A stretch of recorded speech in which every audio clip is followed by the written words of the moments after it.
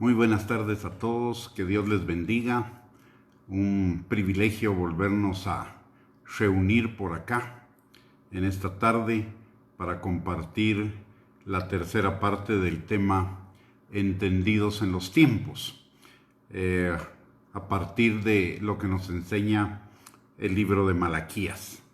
Es un privilegio poder comunicarnos con ustedes por este medio para compartir esta palabra, para que juntos el Espíritu Santo nos enseñe y nos guíe a toda verdad.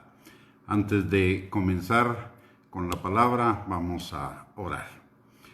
Amante Dios y Padre, te damos gracias, Señor, en el nombre de Jesús, por esta tarde, por el privilegio que nos da, Señor, de poder compartir tu palabra, todos juntos, en armonía, Señor.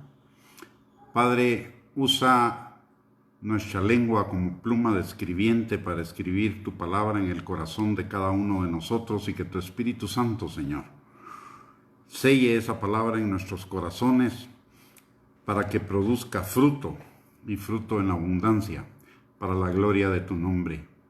Señor, en el nombre de Jesús, te pedimos que tú abras los ojos de nuestro entendimiento, abras nuestros oídos y por sobre todo abras nuestro corazón para que tu palabra sea sembrada ahí y produzca fruto para tu gloria y para bendición nuestra, Señor.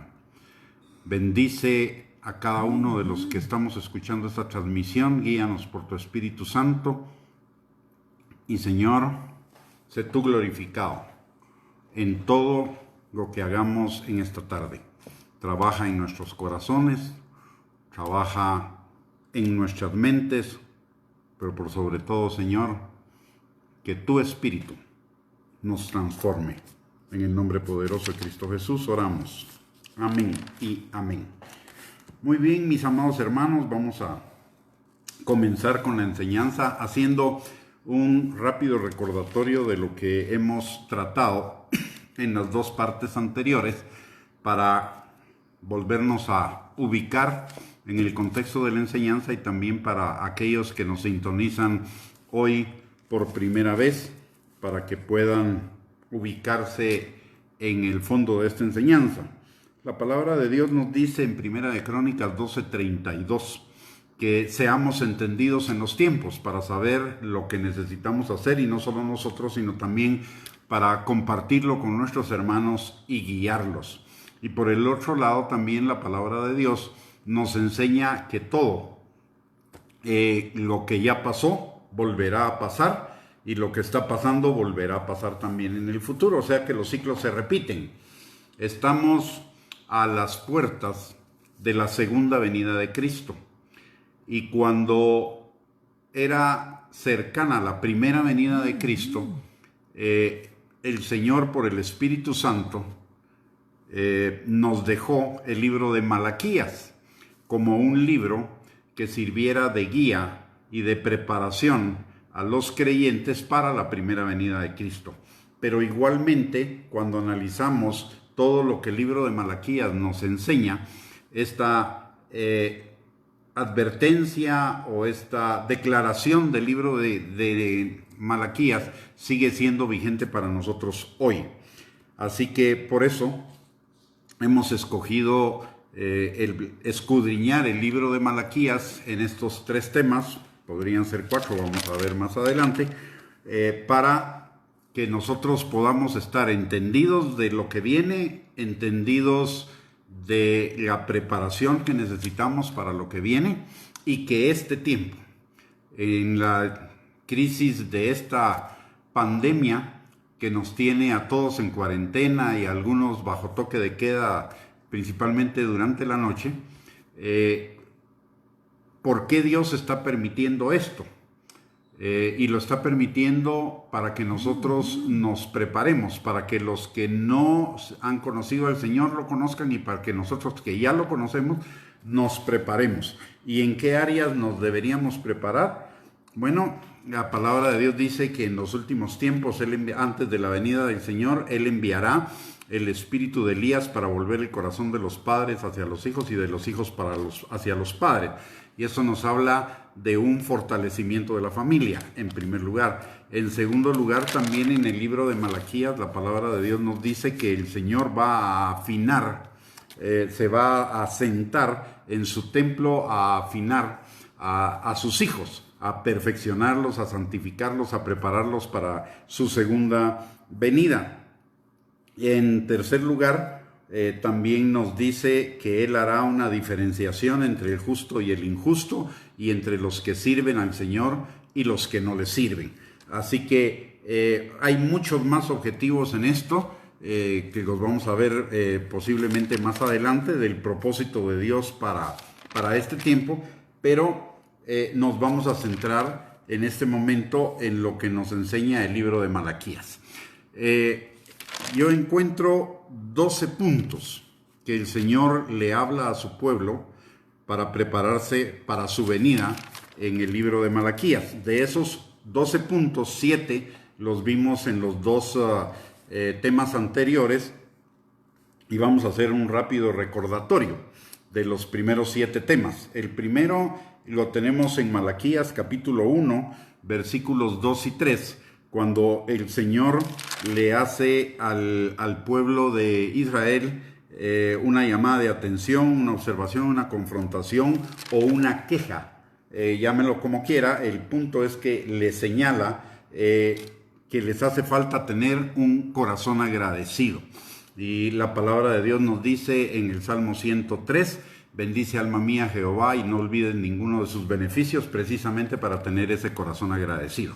La pregunta que nosotros nos tenemos que hacer es, ¿realmente, genuinamente, tenemos un corazón agradecido para con Dios? ¿O solo es del diente al labio? ¿O solo es medio agradecido? Si es así, necesitamos profundizar, meditar en lo que el Señor ha hecho en nuestras vidas desde el día que lo conocimos, desde dónde nos sacó y hasta dónde nos ha traído, para que realmente nuestro corazón sea un corazón agradecido, y todo lo que hagamos lo hagamos para Dios con ese corazón agradecido.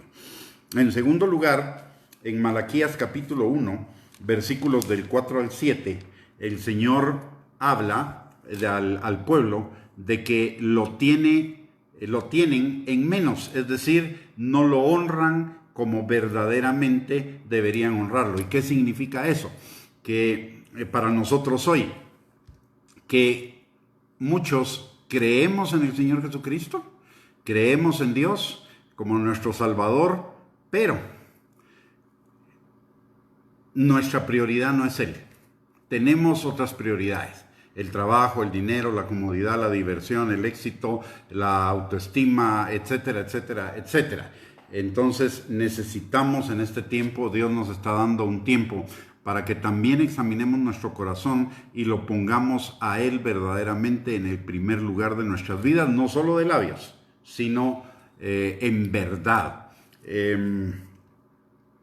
La tercera queja o la tercera llamada de atención está en Malaquías capítulo 1, versículos del 8 al 12, y se refiere a no darle al Señor lo mejor de nosotros en todas las áreas. Si lo servimos, servirlo sin poner todo nuestro esfuerzo, toda nuestra pasión, todas nuestras habilidades y nuestras capacidades al servicio del Señor. Si trabajamos, no trabajar con diligencia. Si atendemos nuestra familia, no cuidarla con diligencia. Es decir, no cumplir con lo que nos dice Colosenses capítulo 3, versículos del 22 al 24, de que todo lo que hagamos, lo hagamos para la gloria de Dios. Y si es para la gloria de Dios, debe ser de la mejor forma posible que podamos. No hacerlo simplemente por salir del paso, sino realmente como una forma de adoración al Señor. Entonces este tiempo también es un llamado para que nosotros revisemos con qué actitud, con qué corazón estamos haciendo las cosas que hacemos cada día. No importa si es solo en la iglesia o no importa si es en lo secular, pero todo lo que hagamos lo debemos hacer como para el Señor, con el mejor de nuestros esfuerzos. La cuarta llamada de atención la tenemos en Malaquías capítulo 2, versículos del 1 al 5. Y es que el reclamo del Señor ahí es que si bien le sirven al Señor, no lo están sirviendo por amor y para su gloria, sino para fines personales, para fama, para identidad, para prestigio, incluso para fines materiales, económicos. Entonces necesitamos revisar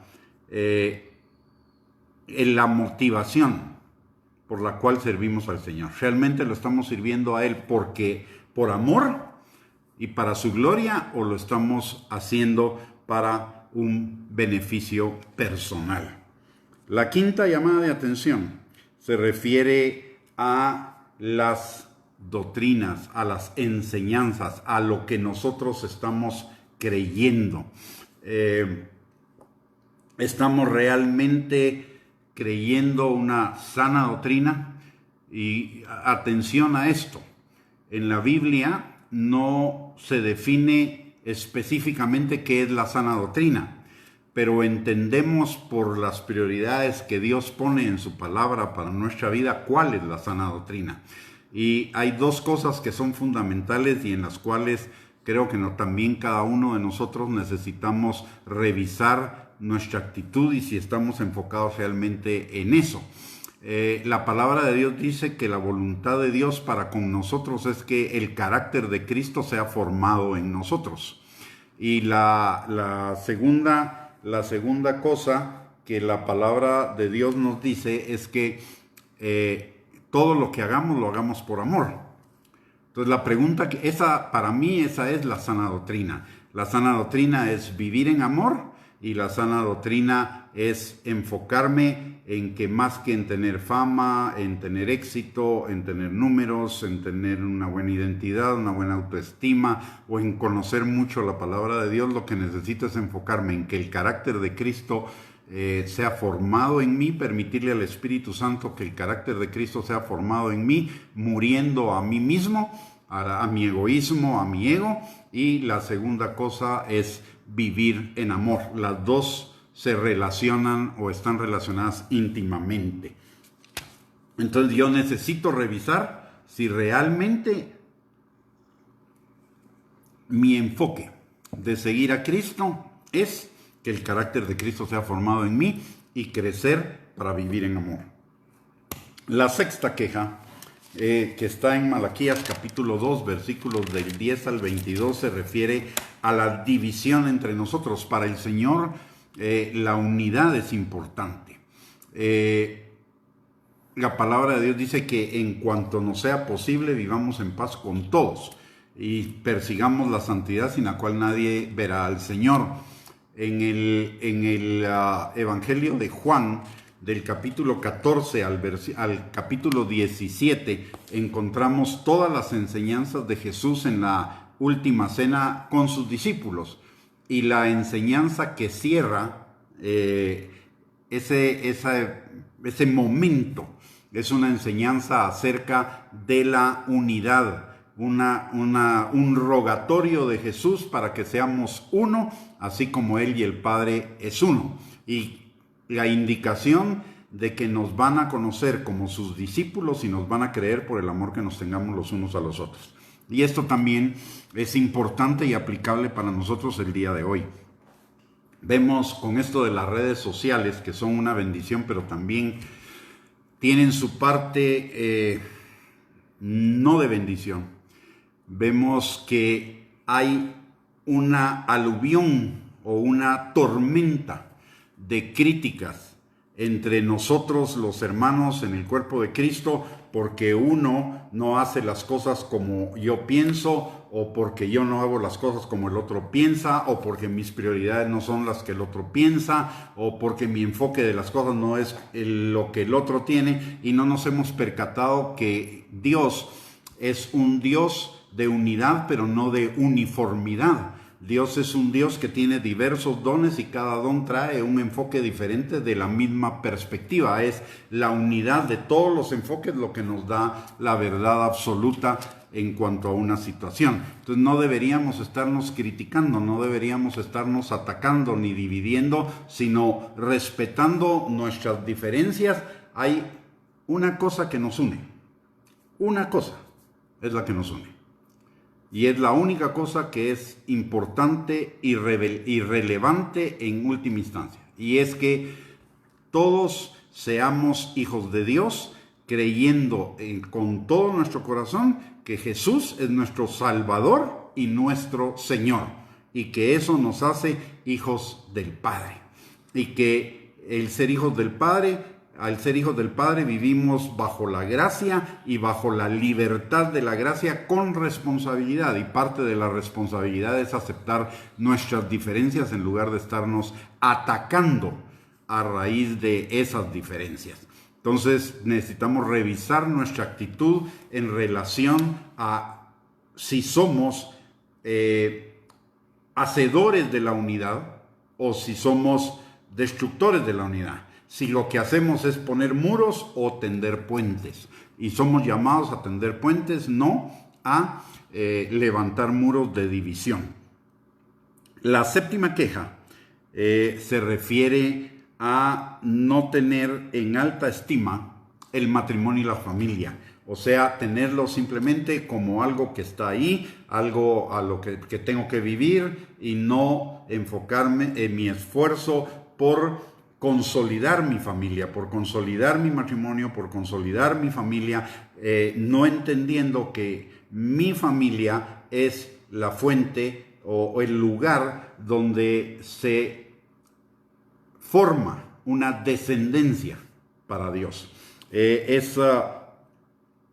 No tener a nuestra familia como la segunda prioridad en nuestra vida. La primera prioridad es el Señor, la segunda prioridad debe ser nuestra familia, nuestro matrimonio y nuestros hijos. Entonces, en ese tiempo, el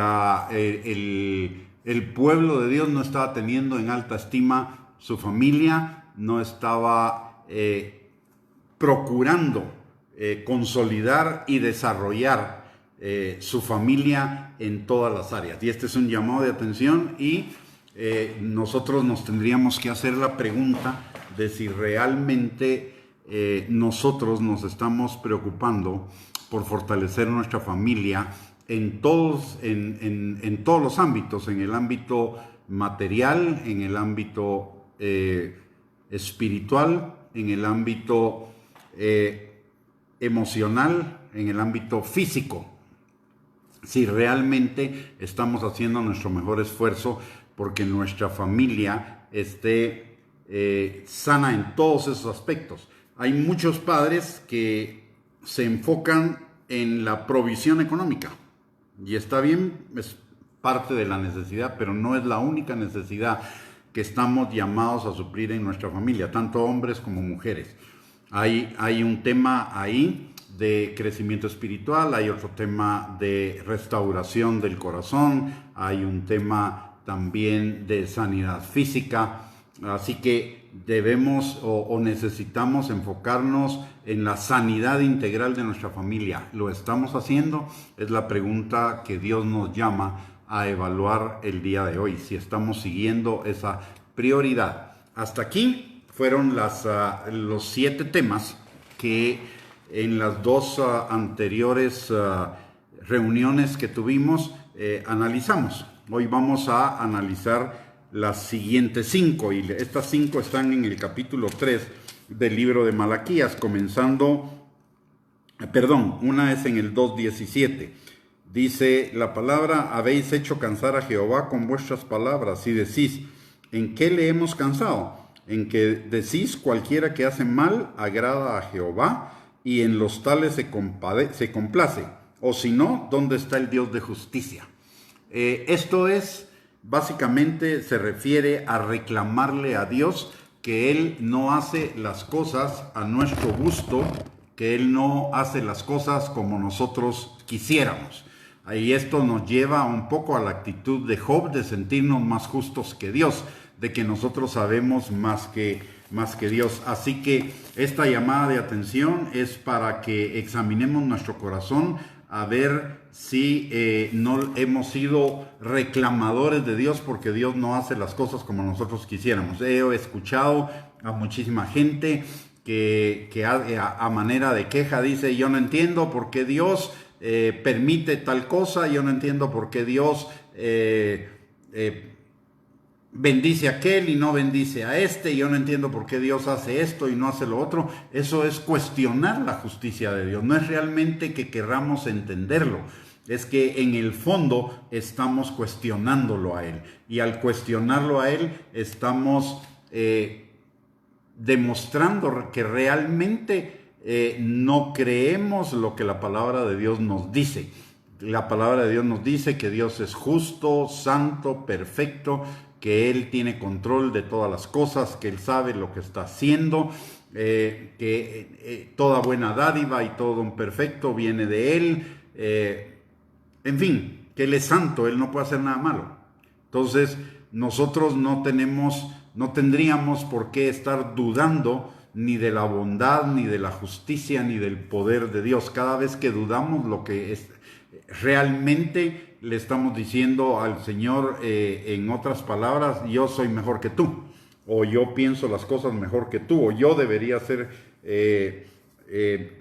Dios en lugar de ti. Eso es juzgar a Dios, y no somos llamados a juzgar a Dios de ninguna manera.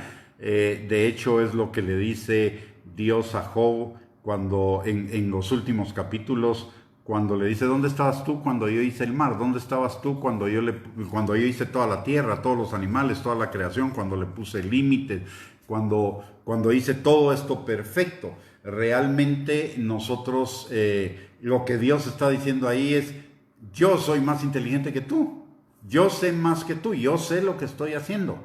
A veces las cosas puede que no nos gusten, está bien que no nos gusten, pero de no gustarnos a llevarnos a juzgar la bondad, el amor, la misericordia, la gracia del Señor, es una cosa totalmente diferente. Realmente lo que deberíamos pensar, en lugar de estar criticando esas cosas, o de estar juzgando esas cosas, o de cuestionar esas cosas, es enfocarnos en que realmente, si Dios no tuviera misericordia, si Dios no fuera amor y no tuviera misericordia ni gracia, ya hubiéramos sido consumidos todos por nuestros pecados. Así que es un tiempo también de reflexionar en qué momentos he cuestionado a Dios, en qué momentos los he juzgado, en qué momento he tenido la arrogancia de sentirme superior a Él. Cuando yo juzgo, me estoy sintiendo superior a la otra persona. Y no somos llamados a juzgar a nadie, a sentirnos superiores a nadie. De hecho, todos valemos exactamente lo mismo. Valemos la sangre de Cristo. Así que, igual nos pasa con Dios. Juzgar a Dios es hacernos superior a Dios, es hacernos jueces de Él. Así que es una cosa muy seria, y necesitamos reflexionar en qué áreas de nuestra vida hemos estado cuestionando a Dios, arrepentirnos de eso y reforzar nuestro entendimiento de que Dios es bueno, es santo, es justo, es perfecto. Él sabe lo que está haciendo, Él tiene todas las cosas bajo control. Esto no se le escapa de las manos, como tampoco se le va a escapar de las manos los últimos tiempos. Él lo tiene todo planeado perfectamente, y todo está obrando de acuerdo a lo que la palabra de Dios nos dice acerca de Él, que es lento para la ira y grande en misericordia. La misericordia es más grande que la ira, pero si no hacemos caso de la misericordia, si no recibimos misericordia, si la rechazamos, bueno, eventualmente vendrá la ira. La novena cosa que el Señor le hace la observación o la llamada de atención al pueblo de Israel está en Malaquías capítulo 3 y versículo 5, y dice: y vendré a vosotros para juicio, y seré pronto testigo contra los hechiceros y adúlteros, contra los que juran mentira, y los que defraudan en su salario al jornalero, a la viuda y al huérfano, y los que hacen injusticia al extranjero, no teniendo temor de mí, dice Jehová de los ejércitos. O sea, aquí lo que está hablando es de la falta de temor a Él, y que ese temor nos lleva a ser condescendientes o tolerantes con el pecado y con las mezclas. La mezcla de mundo y de lo mundano con lo sagrado, la mezcla de lo carnal y lo espiritual, la mezcla de lo pagano y de lo de Dios. Hablábamos el lunes de esta semana acerca de lo que dice Jeremías capítulo 15 versículo 20, y es que nosotros no nos hagamos al mundo, sino que el mundo se vuelva hacia nosotros. Sin embargo, muchos sectores de la iglesia el día de hoy se han vuelto al mundo, a buscar lo que el mundo busca en lugar de buscar las cosas de Dios. Y estoy hablando de buscar éxito, fama, prestigio, bienes materiales, en fin, un montón de cosas que no es malo. Claro, no es que eso sea malo en sí mismo. Es malo cuando eso es nuestro tesoro en nuestro corazón, porque la palabra de Dios dice que si buscamos el reino de Dios y su justicia, todas esas cosas nos serán dadas por añadidura. Entonces, ¿qué es lo que necesitamos buscar? No esas cosas, sino buscar el reino de Dios y su justicia, buscar que el carácter de Cristo sea formado en nosotros, buscar vivir en amor, y cuando esas cosas sucedan, todo lo demás nos va a ser dado por añadidura. Y es a eso a lo que me estoy refiriendo, a lo que se refiere esta crítica, en cuanto a que ellos estaban siendo tolerantes con lo mundano, buscando lo mundano en lugar de poner como prioridad buscar lo de Dios. Y en otras palabras, lo que estaban haciendo era usar a Dios para obtener las añadiduras en lugar de buscar a Dios. Hay una diferencia muy grande entre buscar a Dios porque Él es Dios y buscar a Dios por lo que Él me puede dar. Y mucha gente se enfoca en buscar a Dios por lo que Dios le puede dar. Por eso cuando Dios no les da lo que ellos quieren, se enojan y se van y se alejan y se apartan. Eso nos dice de realmente dónde está su tesoro. Su tesoro no estaba en Dios, su tesoro estaba en las cosas que le podían sacar a Dios. Entonces necesitamos revisar nuestra actitud. ¿Estamos siendo tolerantes con el pecado en nuestras vidas?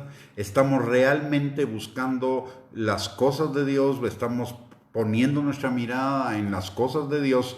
¿O las estamos poniendo en las cosas del mundo?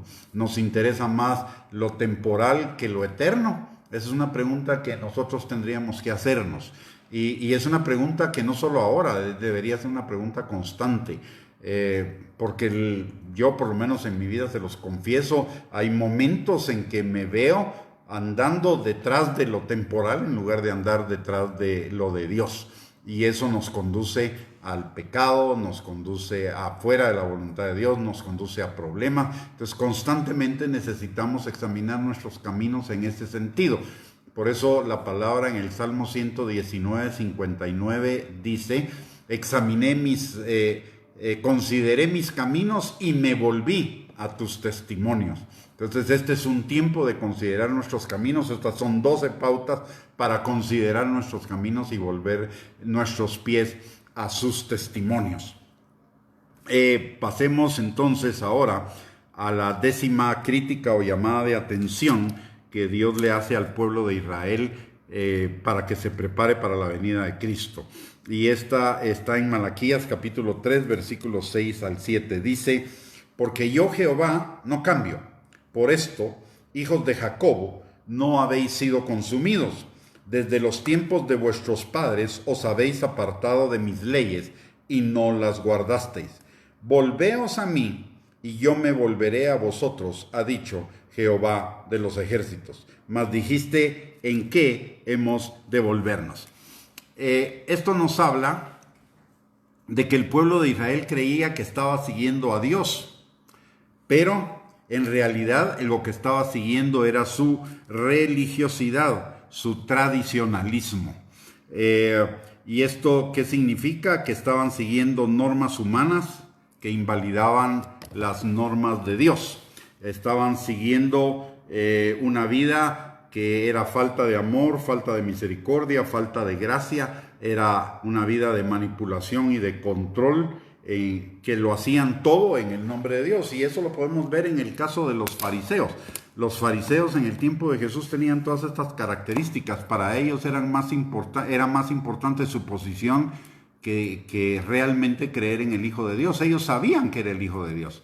Sin embargo, cuando el sumo sacerdote Caifás le habla al Sanedrín, dice, es mejor que muera un hombre por todo el pueblo a que nosotros perdamos nuestra posición, a que perdamos, a arriesgarnos a perder nuestra posición, nuestra situación, nuestro prestigio, etcétera, etcétera, etcétera. Entonces ellos estaban mucho más ocupados en su religiosidad y en su tradicionalismo que en verdaderamente oír de Dios. Y nosotros ahora es un buen tiempo también para que pensemos en eso. Ahora que no tenemos templos a los cuales asistir, que ya no tenemos aquello de que el pastor pase lista los domingos para ver si llegamos, o los servicios entre semana para pasar asistencia, a ver si estamos llegando o no estamos llegando, o que nos chequeen los diezmos o no. Ahora, que no hay nada de eso, es cuando realmente se va a evidenciar quién estaba yendo a los templos por religiosidad y tradicionalismo y quién realmente lo está haciendo de corazón. ¿Por qué? Porque el que verdaderamente lo hacía de corazón va a seguir haciéndolo, aunque no pueda ir a los templos, va a seguir congregándose a través de este medio, va a seguir ofrendando, diezmándose, las va a ingeniar para hacerlo, porque ya no es una tradición, ya no es una religiosidad, no es algo impuesto, sino es una forma de vida, y Dios quiere que todas estas cosas sean una forma de vida. Dios quiere que las vivamos, no que las forcemos en nosotros.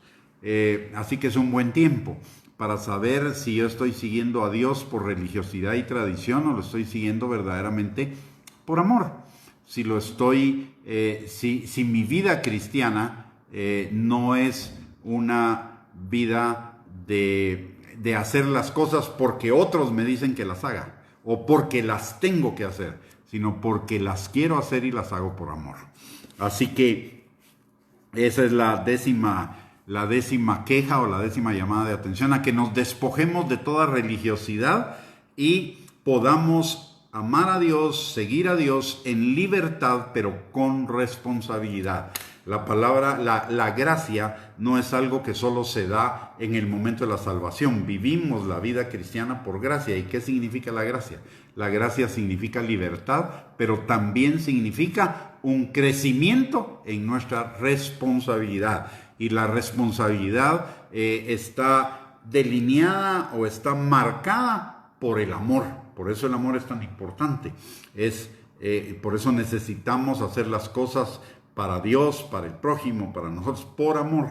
Por eso el amor es el primer mandamiento, porque la gracia está limitada por el amor. El límite de la gracia está en el amor. O sea, la gracia me da libertad, pero el amor me pone límite para que no me exceda en esa libertad. Por eso es importante salir de la tradicionalidad y de la religiosidad. Porque la religiosidad y la tradición son límites autoimpuestos, o más bien son límites que vienen de afuera, mientras que la responsabilidad es autogobierno. Y Dios quiere que nosotros nos autogobernemos, no que otros nos gobiernen. Pues si otros nos gobiernan, nos pueden manipular, controlar, dirigir a donde ellos quieran, enseñarnos lo que ellos quieran, hacernos creer lo que ellos quieran, pero en cambio Dios nos llama a la gracia para vivir en libertad y en responsabilidad para el autogobierno. De hecho, es lo que dice Proverbios en el capítulo 16, si no estoy mal, y versículo 24 o algo por ahí, o versículo 32. En este momento no tengo la cita en mente, pero sí lo que dice, y es que mejor es la persona que conquista su espíritu, su alma, que se conquista a sí mismo, que el que conquista una ciudad. O sea, está hablando de autogobierno, y la gracia nos lleva al autogobierno con responsabilidad, con amor. Así que necesitamos examinarnos a nosotros mismos y determinar si estamos viviendo una religión o estamos viviendo una relación en gracia responsablemente? La queja número 11 que Dios le hace al pueblo de Israel está en Malaquías, capítulo 3, versículos del 8 al 12. Y la palabra de Dios dice, ¿robará el hombre a Dios? Pues vosotros me habéis robado y dijisteis, ¿en qué te hemos robado? En vuestros diezmos y ofrendas. Malditos sois con maldición, porque vosotros la nación toda me habéis robado. Traed todos los diezmos al alfolí, y haya alimento en mi casa. Y probadme ahora en esto, dice Jehová de los ejércitos, si no os abriré las ventanas de los cielos, y derramaré sobre vosotros bendición hasta que sobreabunde. Reprenderé también por vosotros al devorador, y no os destruirá el fruto de la tierra, ni vuestra vida en el campo será estéril, dice Jehová de los ejércitos. Y todas las naciones os dirán bienaventurados, porque seréis tierra deseable, dice Jehová de los ejércitos. Miren, este pasaje es muy conocido, este pasaje se habla mucho en relación con los diezmos, pero el pasaje va mucho más allá de los diezmos. Los diezmos son importantes, sí, son parte de la palabra de Dios, y no solo el 10%, no solo el diezmo del 10% de nuestros ingresos, también había un diezmo adicional que el pueblo de Israel daba cada cierto tiempo, que era específicamente para los pobres. Pero dejemos a un lado el tema del diezmo. El tema del diezmo se vuelve irrelevante cuando realmente aterrizo en el fondo de lo que este pasaje me está enseñando.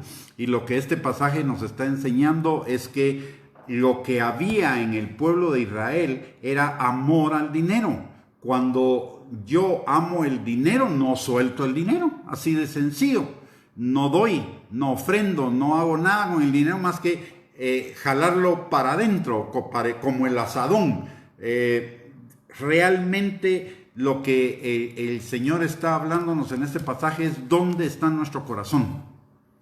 ¿Está en el dinero o está en Él? Si está en Él, vamos a confiar en Él y vamos a obedecer lo que Él dice. Si no está en Él, nos vamos a aferrar al dinero. Y recordémonos algo, que la raíz de todos los males es el amor al dinero. Entonces aquí de lo que nos está hablando es cuál es la actitud de nuestro corazón en relación con el dinero. Generosidad o avaricia, generosidad o retención. De eso realmente es de lo que trata este pasaje. Va más allá del diezmo, va más allá de la ofrenda. Sí se refiere al diezmo, sí se refiere a la ofrenda, pero va mucho más allá. Yo puedo diezmar con tristeza, puedo diezmar por obligación, incluso puedo diezmar por negocio con Dios. Le doy para que Dios me dé. Y esa no es la actitud. La actitud es cómo está mi corazón. Recuerde lo que dice la Biblia, también lo que enseñó Jesús. Nadie puede servir a dos amos, porque si sirve a uno, lo hará mal hacia el otro. Nadie puede servir a Dios y a las riquezas. Entonces lo que este pasaje nos está enseñando, más allá del diezmo y de la ofrenda, es a examinar nuestra actitud en relación con el dinero. Recuérdese también que la palabra de Dios nos dice que el dinero nos sirve para todo, para lo bueno y para lo malo. El dinero fue diseñado por Dios para que fuera un siervo nuestro, no para que fuera nuestro amo. Y a eso se refiere este pasaje. ¿Está realmente el dinero siendo nuestro amo o es Dios el Señor de nuestras vidas, el Señor de nuestro corazón? Porque note lo que dice. Dice, el pueblo todo me está robando. Y me está robando en los diezmos y en las ofrendas. ¿Qué está diciendo? ¿Por qué el pueblo no ofrendaba y no diezmaba? En el Señor, el pueblo no diezmaba y no ofrendaba porque no tenía la seguridad de que Dios fuera su proveedor. Y muchos de nosotros probablemente el día de hoy podemos estar en esa situación, podemos estar en la situación de ansiedad, de angustia, porque de repente nos vamos a quedar sin sueldo, o nos vamos a quedar sin empresa, nos vamos a quedar sin negocio, nos vamos a quedar sin esto, o no vamos a tener dinero. ¿Y qué dice la palabra de Dios? Jehová es mi pastor, nada me faltará. El Señor no depende para suplirle a usted, no depende de un trabajo, de un negocio. El Señor puede usar cuervos para suplir su necesidad si esa es su voluntad. Lo que Él quiere es que nuestro corazón esté confiado y reposado en Él. Por eso decía, este diezmo, o este pasaje, perdón, va más allá del diezmo y de la ofrenda, va a nuestro corazón. Yo puedo ofrendar y yo puedo diezmar, pero mi corazón puede seguir en el dinero. Puede ser un corazón que no tenga confianza en el Señor para su provisión, en que Él suplirá riquezas en gloria en Cristo Jesús. Y este es un buen tiempo también de que revisemos esa parte de nuestro corazón, revisemos nuestra actitud al respecto para saber que nuestro corazón está correcto delante del Señor también en esa área de nuestra vida. Y finalmente, la 12ª queja del Señor respecto al pueblo de Israel, y que es un área también que nosotros necesitamos trabajar y meditar en este tiempo para prepararnos para la venida del Señor, para alinearnos al corazón de Dios, está en Malaquías capítulo 3, versículos del 13 al 15. Dice: vuestras palabras contra mí han sido violentas, dice Jehová. Y dijisteis: ¿qué hemos hablado contra ti? Habéis dicho: por demás, ¿qué aprovecha que guardemos su ley y que andemos afligidos en presencia de Jehová de los ejércitos? Decimos pues ahora: bienaventurados son los soberbios y los que hacen impiedad, no solo son prosperados, sino que tentaron a Dios y escaparon. Aquí lo que hay es un corazón inmaduro.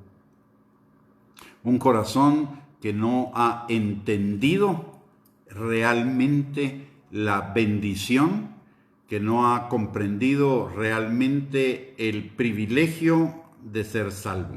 ¿Por qué? Están criticando a Dios porque a los del mundo les va mejor. Y esa es una crítica o una expresión que mucha gente en el Señor también dice: es que cuando estaba en el mundo me iba mejor. Déjenme decirle algo. Quizá le iba mejor económicamente. Puede que sí. Pero iba al infierno. Tenía maldición sobre su vida. Estaba bajo la maldición de la ley. Estaba bajo la potestad de las tinieblas. Era hijo del diablo. No puede decir hoy que le iba mejor cuando está en el mundo, cuando ahora es hijo de Dios, cuenta con la protección de Dios, va a tener vida eterna en la eternidad, sus necesidades están suplidas, Dios cuida de nosotros, Él es nuestro Padre, etcétera, etcétera, etcétera. No podemos decir eso. Cuando decimos esas cosas, simplemente estamos afirmando nuestra inmadurez en nuestro corazón. Y eso es también algo que necesitamos en este tiempo evaluar y salir de esta crisis o de este tiempo transformados y decididos a ser verdaderamente agradecidos con el Señor por lo que Él nos ha dado. No mire a sus lados, mírese a sí mismo. Realmente es imposible. Déjeme decirle esto, es total y completamente imposible que hoy, que conozco al Señor y que soy su hijo, esté peor que cuando estaba en el mundo. Es totalmente imposible. Es decirle a Dios que Él es mentiroso. Porque la palabra de Dios dice en Proverbios capítulo 4, versículo 18, que la vida del justo es como la luz de la aurora, que va en aumento hasta que el día es perfecto. Y además la palabra de Dios dice que Él es mi pastor y de lugares de delicados pastos junto a aguas de reposo me llevará a la casa de Jehová y ahí moraré por largos días. Entonces no puedo estar de ninguna manera peor hoy de lo que estaba en el mundo. Quizá en algunas cosas materiales en algún momento tenga alguna apretura, pero si soy honesto en cuanto a la totalidad de mi vida, lo que Dios me ha dado desde que soy creyente en todos los planos, bienestar económico, bienestar emocional, bienestar espiritual, es muchísimo más de lo que tenía en el mundo. Y también es una crítica a la gente que no está comprometida con el cuerpo de Cristo, con su cuerpo local. Dice, por demás es servir al Señor. Y esto tiene que ver con los que yo llamo cadocheros. Solo son parte del cuerpo de Cristo cada 8 días cuando es el servicio en la iglesia. Bueno, ahora ni siquiera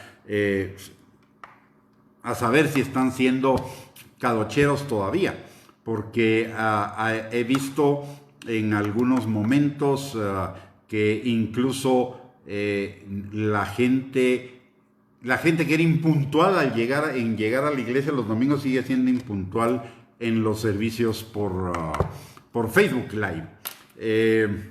No ha cambiado nada, por un lado. Por el otro lado, son solo espectadores, mucha gente es solo espectadora en lugar de ser actora.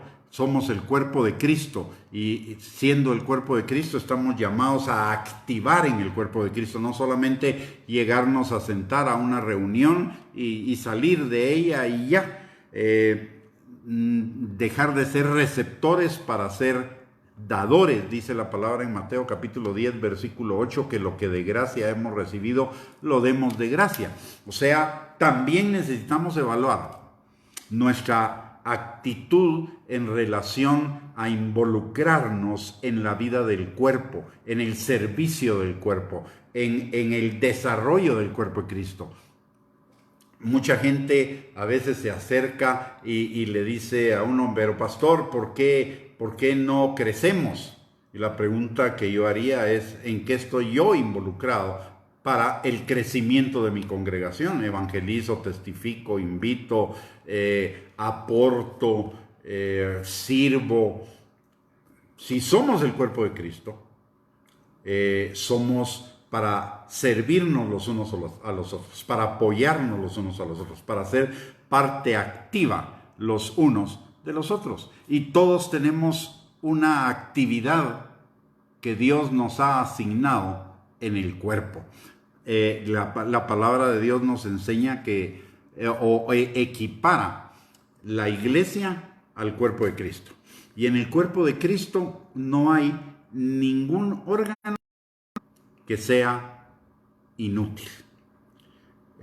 Aún órganos que solo funcionan cierta parte o solo tienen importancia cierta parte de nuestra vida, si llegan a funcionar incorrectamente después, nos crean problemas. Por ejemplo, no se sabe exactamente cuál es la función del apéndice y las amígdalas, por ejemplo, también. Las amígdalas tienen una función bien importante. No soy médico, pero algo me han contado de esto. Las amígdalas tienen una función importante durante los primeros años de vida de los niños, del ser humano. Ya de adultos, pues su función pasa a un segundo plano o se minimiza. Sin embargo, cuando las amígdalas se enferman, no importa la edad, nos crean un problema a todos. El apéndice, cuando está bien, nadie se entera. Pero que el apéndice se ponga malo y nos hace estragos. Entonces, eso nos evidencia que todo órgano del cuerpo es importante para la vida del cuerpo. Si ese órgano no está cumpliendo la función que debería cumplir, el cuerpo no está funcionando adecuadamente. Todos necesitamos involucrarnos, todos necesitamos ser parte de.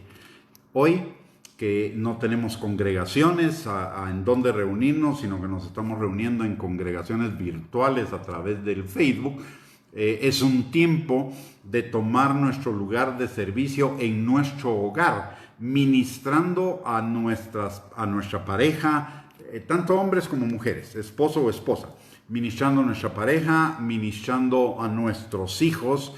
Es un momento de tomar una posición de servicio. Iglesia somos nosotros, cada uno en lo individual, pero también somos iglesia cuando nos reunimos en familia. Y en la iglesia, cuando se reúne en familia, alguien tiene que tomar la posición de pastor para enseñar, para ministrar, para dirigir, y también alguien tiene que tomar la posición de servicio para que el tiempo que compartimos juntos pueda ser un tiempo de bendición, un tiempo cómodo, un tiempo de concentrarnos en lo que es la palabra de Dios. Así que este es un tiempo de comenzar a levantar la iglesia a partir de la casa, a partir de cada uno y a partir de la casa, comprendiendo el papel que cada uno de nosotros tenemos como miembros del cuerpo de Cristo, servidores de Cristo. Y servidores significa suplir necesidades de los demás. Involucrarnos en el cuerpo de Cristo, en la iglesia, en la congregación, para suplir las necesidades de los que están a nuestro alrededor. Es un tiempo de revisar cuál ha sido nuestra actitud en el cuerpo de Cristo en el tiempo pasado y permitir que el Espíritu de Dios nos transforme para una nueva actitud cuando todo esto pase. Una actitud de servicio, una actitud madura. Necesitamos madurar y parte de la madurez es servir. Con esto hemos terminado con las 12 cosas que el Señor pide o nos está pidiendo que revisemos en este tiempo para prepararnos para la venida de Cristo. Miren, hermanos, yo no sé cuándo Cristo puede acelerar su venida, Cristo puede retrasar su venida. Pero si somos entendidos en los tiempos, es un tiempo para que, como decimos aquí en Guatemala, pongamos nuestras barbas en remojo. Porque por las señales que estamos viendo, la venida de Cristo está muy cerca.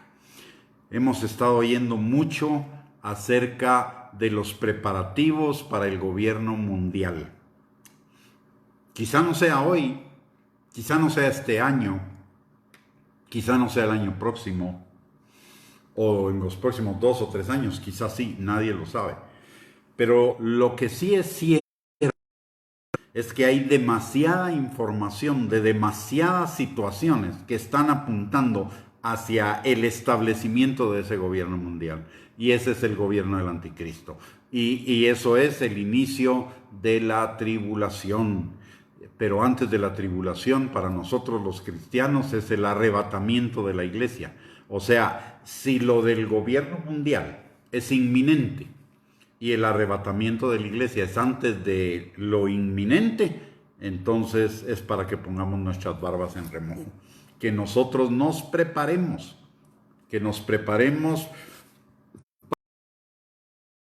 novia santa, sin mancha, sin arruga, y esa novia que Él viene a arrebatar. ¿Y por qué la arrebata? O la rapta. Algunos dicen rapto. A mí la palabra rapto no me gusta porque implica algo en contra de la voluntad, mientras que el arrebatamiento es con mi voluntad. ¿Por qué el Señor viene a arrebatar a su iglesia? Muy simple, porque la quiere liberar de la tribulación, porque la tribulación van a ser tiempos terribles.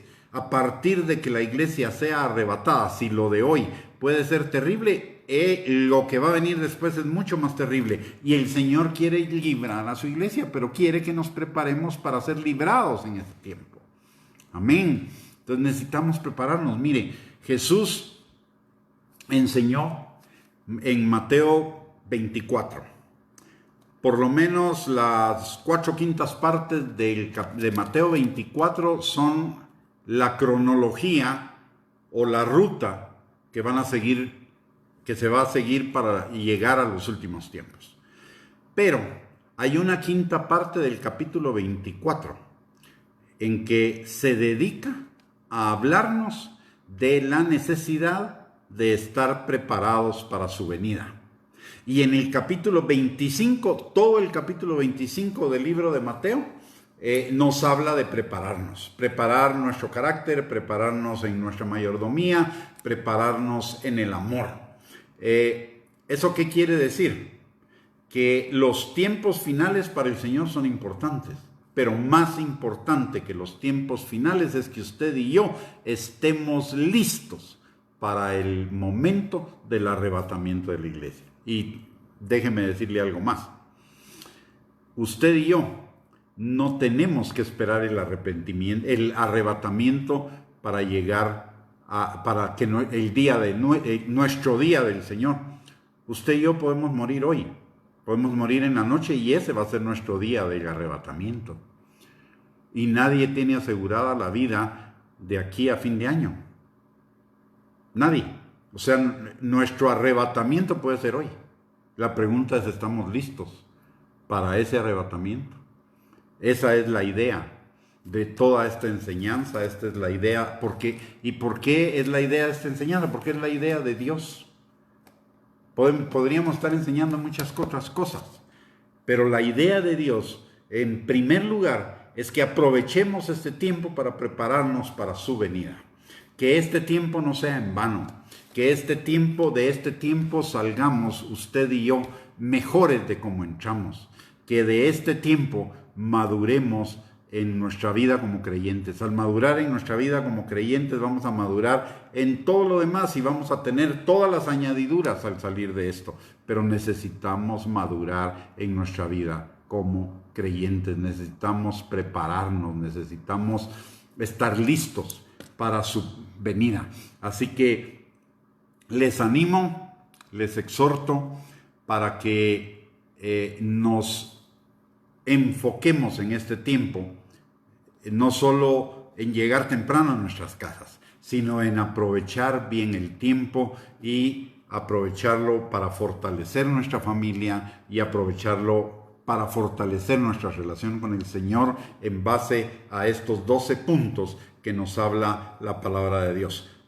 Yo me comprometo a que en los próximos días, no puedo decir que va a ser mañana, pero en los próximos días voy a subir a esta misma página un resumen de estos 12 puntos que el libro de Malaquías nos habla para que estemos preparados para la venida de Cristo, para que todo el mundo lo pueda leer, lo pueda tener y pueda servirle de referencia en sus devocionales en este tiempo.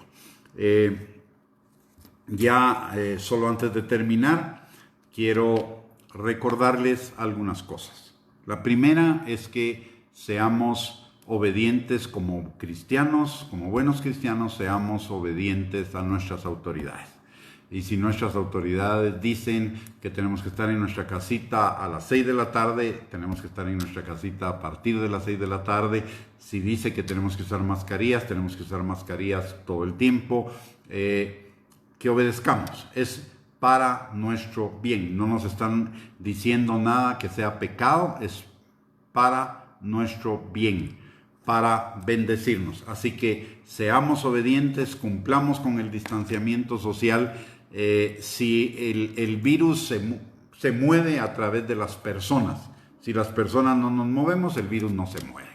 El virus se va a terminar va a terminar pasando. Entonces es importante que obedezcamos esas medidas.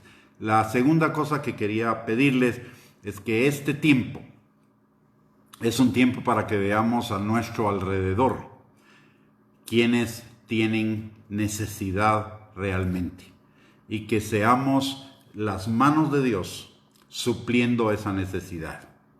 Que nos armemos de misericordia y compartamos con nuestros vecinos o con la gente que tiene necesidad, que compartamos para su necesidad, que de lo que a nosotros nos sobre podamos darle a otros. Y ¿sabe qué? Calladita la boca, no necesitamos que todo el mundo lo sepa, lo que necesitamos es que Dios lo sepa y Dios lo sabe. Y la palabra de Dios dice que cuando damos al pobre, a Dios le prestamos, así que Él se va a encargar de suplirnos. Si usted está un poco tenso de cuál puede ser su futuro y de su provisión en el futuro, siembre. Esa es la mejor manera de garantizar su futuro. Siembre en las necesidades de los que hoy tienen necesidad. Apoye a los que saquen una banderita blanca, apoye a otros que estén apoyando a gente que tiene necesidad. Así que esa es una segunda cosa que también podemos hacer en este tiempo. Y finalmente, no deje de congregarse con el Señor en la intimidad de su casa. Mantenga una disciplina. Si no salimos transformados de esto, no va a ser culpa de nada más que de nuestra indisciplina. Hoy es un tiempo para meternos con el Señor. Recuérdese lo que dice la palabra: el que habita al abrigo del Altísimo morará bajo la sombra del Omnipotente, y ningún mal tocará su morada. Así que es el tiempo de habitar al abrigo del Altísimo. Muchas gracias por permitirme compartir estas enseñanzas con ustedes el día de hoy. El próximo viernes a las 6 de la tarde estaremos iniciando una nueva serie, y esta serie tiene que ver con ser entendidos en los últimos tiempos. Vamos a hablar un poquito de la segunda venida de Cristo, tanto de lo que es el arrebatamiento como de la venida de Cristo en el Armagedón a establecer su reino milenial. He recibido muchísimas sugerencias de que demos este tema, y parece ser que es un tema que está muy vigente. Ahí se está tratando mucho, pero en algunos casos con un poquito de condenación o con un poquito de temor. Vamos a ver que no hay ningún motivo para temer, más bien es un motivo para gozarnos, para alegrarnos, porque nuestra redención está más cerca de lo que nos imaginamos.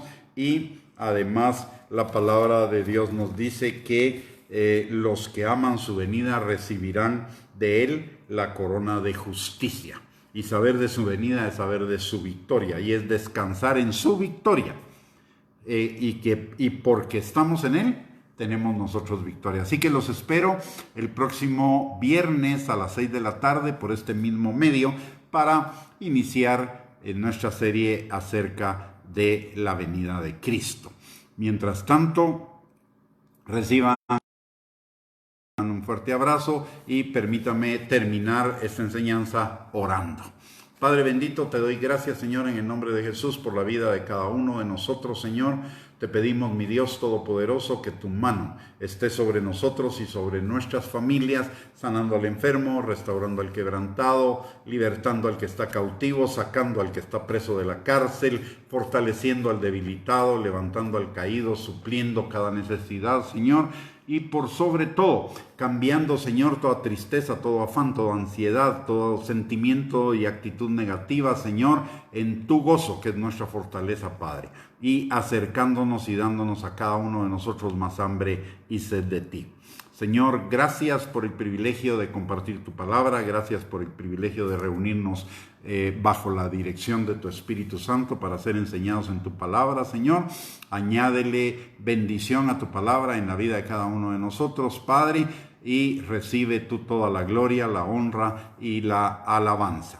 Muy bien, mis amados hermanos, hemos terminado por el día de hoy. Que el Señor les bendiga, que tengan una linda noche, que repongan sus fuerzas y que el día de mañana estén llenos de la vitalidad de Dios para nuestras actividades que nos toca enfrentar. Y la otra cosa, y una última petición: si usted sabe de una persona que la está pasando emocionalmente mal en este tiempo, por el encierro, por la inactividad, por lo que sea, por favor, acérquesele, compártale la palabra.